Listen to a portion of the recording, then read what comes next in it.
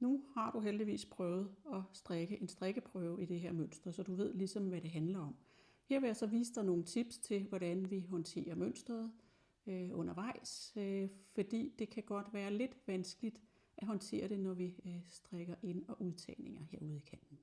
Det første tip, jeg lige vil give dig, det er, hvordan kan vi se, hvilken pind vi er kommet til. Og prøv lige at bemærke her, at der ligger sådan ligesom 4 på rad her, 4 pinde på rad, 1, 2, 3, 4.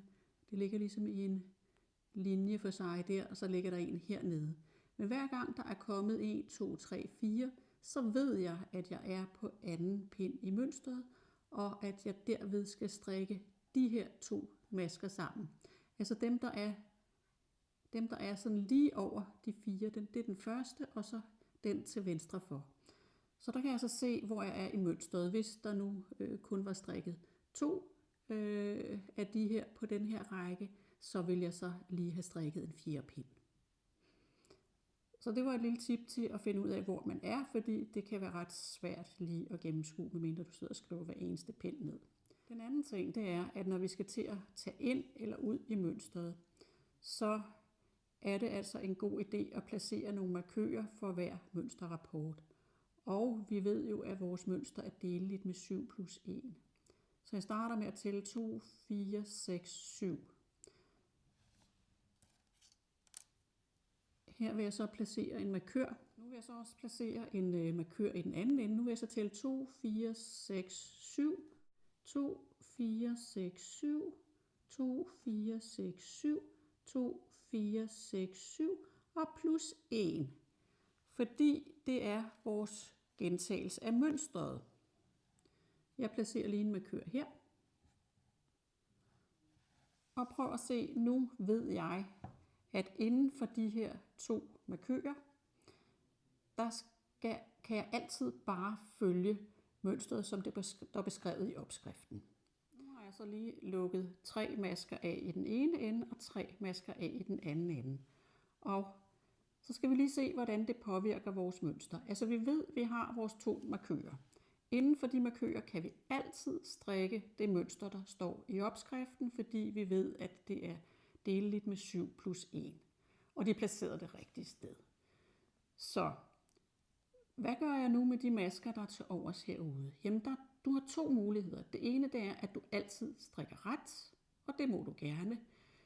Så bliver maskerne bare ikke så, kommer de ikke til at ligge så skrå og følge mønstret, men altså det kan sagtens lade sig gøre.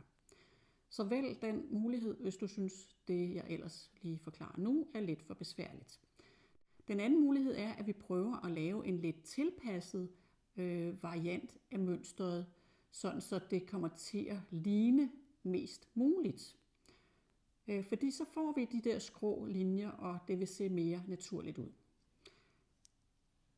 Nu kan jeg se, at jeg er på en 4. pind i mønstret, fordi der kun er 2 masker i den nye række. Prøv at se, der lå de 4, nu er der kun 2.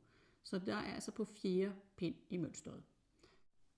Lad os nu se, hvis jeg i stedet for at sige 1, 2, 3 ret her, så vælger at sige, at jeg vil strikke de her 2 masker ret sammen, fordi det ville være en naturlig del af mønstret. Jamen prøv at se, så hapser jeg jo noget herfra. Og så skal jeg faktisk lave en udtagning her et sted, for at det kommer til at gå op. Og det er det hele går ud på. Det er faktisk at få maskerne til at gå op. Altså når vi laver en indtagning i vores mønster, skal vi også lave en udtagning. Jeg strikker den første maske ret. Så tænker jeg, at jeg godt kan lave en udtagning her. Og det her det er så den tilpassede variant af mønstret. Jeg laver udtagningen, fordi så kan jeg nemlig få lov at smide den her maske over på den anden side af den her markør. Jeg havde 4 masker her før, og det har jeg nu igen, fordi jeg har lavet en udtagning, og så har jeg flyttet min ene maske, og den kan jeg så bruge her. Sådan der. Og det jeg opnår ved det her, det er faktisk, at jeg får noget, der ligner mønstret herude også, i stedet for at jeg bare får en masse retmasker. Du kan godt se, at i det her tilfælde, så havde jeg skulle strikke de første 7 masker ret. Nu kommer der trods alt noget, der ligner mønstret ind. Og herfra følger jeg så bare mit mønster, som jeg plejer. Jeg havde taget 2 ind her, så skal jeg have en ret, og så laver jeg en udtagning igen. Og så kører jeg hele vejen hen til den næste markør. Når jeg kommer hen til min næste markør, så er det sidste, der står i mønstret på pind 4, det er jo 2 ret sammen. Så den strikker jeg lige her. Så har jeg fulgt mønstret her inden for markørerne. Og nu er mit spørgsmål så, skal jeg tage noget ud her? Og nej, det synes jeg ikke, jeg behøver. Altså denne her, den er rigeligt til at markere mønstret. Så jeg strikker bare de her 4 ret. Denne her video kan du altid vende tilbage til, når du strikker undervejs. Det første vi skal lave, det er selve kroppen, og der skal du strikke, ligesom du har gjort i din strikkeprøve, frem og tilbage på pindene, uden de her varianter i mønstret. Men når vi så skal til at lave ærmegab og så videre, så kommer der altså nogle aflukninger og så videre, hvor vi er nødt til at forholde os til det her, som jeg viser nu. Men fortvivl ikke, det kan være, at det er lidt abstrakt lige nu. Når du først kommer i gang, så tænker jeg, at du bedre vil forstå det, og undervejs så kommer jeg også med rigtig mange tips om, hvordan du håndterer de her.